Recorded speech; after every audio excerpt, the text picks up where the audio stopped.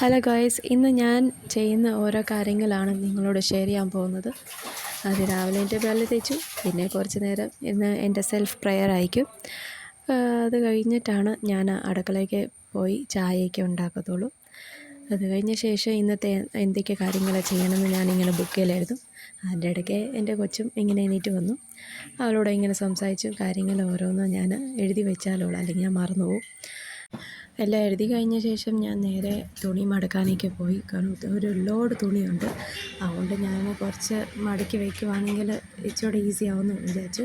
പിന്നെ അവൾ വന്നു, അവളോട് കുറച്ച് നേരം ഇങ്ങനെ വർത്താനം പറഞ്ഞു, കാര്യങ്ങൾ പറഞ്ഞു.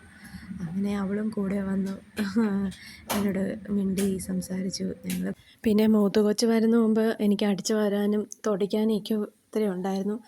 കാരണം പിള്ളേരൊക്കെ ആയതുകൊണ്ട് ചെളിയൊക്കെ കാണുമല്ലോ, പൊടികളൊക്കെ കാണുമല്ലോ. അപ്പോൾ അത് നീറ്റായിട്ട് വയ്ക്കുവാണെങ്കിലും കുഴപ്പമില്ലല്ലോ. അതിൻ്റെ പിന്നെ അടുക്കളയിൽ കുറച്ച് കാര്യങ്ങൾ,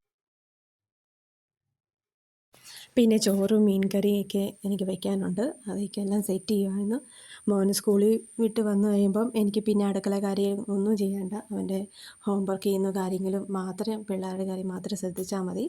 സോ എൻ്റെ വീഡിയോ ഇഷ്ടപ്പെടണം, ലൈക്ക് ചെയ്യണം, സബ്സ്ക്രൈബ് ചെയ്യണം. സോ ഡെയിലി എൻ്റെ വീഡിയോസ് നിങ്ങൾ വാച്ച് ചെയ്യണം. എനിക്ക് പറ്റാവുന്ന രീതിയിൽ ഞാൻ ഓരോ ടോപ്പിക്കായിട്ട് കണ്ടൻ്റായിട്ട് ഞാൻ വരുന്നതായിരിക്കും. So bye guys, see you again.